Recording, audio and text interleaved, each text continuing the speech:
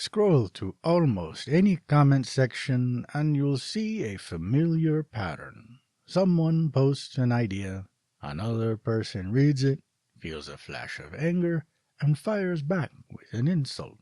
At first glance, it looks like debate, but slow it down and it's really just a reflex.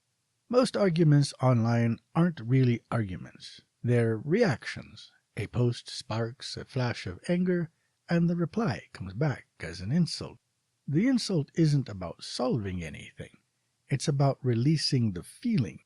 To make it sting, the person twists the original words into something mocking, hoping the same words that upset them will now upset the speaker. It can look clever on the surface, but underneath it's just a reflex. See something, feel something, lash out. And insults don't persuade. They don't clarify. They don't build. They only perform anger for an audience. The real discipline is in noticing this pattern. Once you see it, you don't have to get pulled into the performance. You can step back, stay clear, and keep the conversation anchored in purpose, in actually solving the problem instead of just acting out the anger. That's the short version. But the deeper question is, what's the purpose of the objection? Every objection has a fork in the road.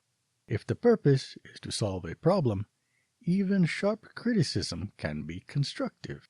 It can clarify, stress test, or refine an idea. That's argument as a tool. But if the purpose is to perform anger, the objection shrinks the claim until it looks meaningless, then smashes the fragment. That's argument as spectacle. The difference isn't in the tone, it's in the aim. One builds, the other demolishes. When anger takes over, the mind doesn't weigh evidence. It flips the statement. If you say, insults don't solve problems, the angry reader hears the shadow version. So, you think insults are useless? I'll prove they're useful by insulting you. That reversal feels sharp because it creates the illusion of a counterpunch. The speaker believes they've exposed a weakness, but what's really happening is a shrinking move. The argument is reduced to its thinnest opposite, broken, and then dismissed. It feels like truth because it relieves the emotion. But it isn't truth, it's a shortcut. The victory comes not from reasoning, but from reducing the argument until it's small enough to smash. This shrinking move borrows from a casual nihilism. If nothing can be known for certain, then I can bend your words however I like. But here's the problem. If nothing can be known, then there's no reason to twist words at all. Why bother proving anything if proof itself is impossible? The very act of pretzeling language assumes meaning matters, which means the nihilist move collapses under its own weight. Language isn't meant for demolition. It's meant for communication.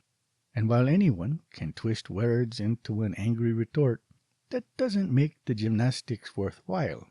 A fair reading wouldn't collapse the claim into something so small it can be tossed aside. The reduction is the illusion. Once contempt enters, reciprocity disappears. The conversation stops being about the issue and becomes about status. Who can sting harder? Who can look tougher? That's why so many threads spiral. The reflex doesn't just fail to solve problems. It prevents them from being solved. So, how do you break the loop? As the target, don't take the bait. The insult is an audition. Refuse the role. As the speaker, pause. Anger can signal something matters, but it doesn't have to dictate your reply. Translate it into a question, a clarification, or a challenge that builds. As the audience, don't reward contempt with attention. Model a different performance, one that shows clarity and restraint can be just as sharp. The point isn't to suppress anger. The point is to discipline it, to channel it into something that builds rather than destroys. That's what separates dialogue from noise, and problem solving from endless auditions for the angry guy in the comments.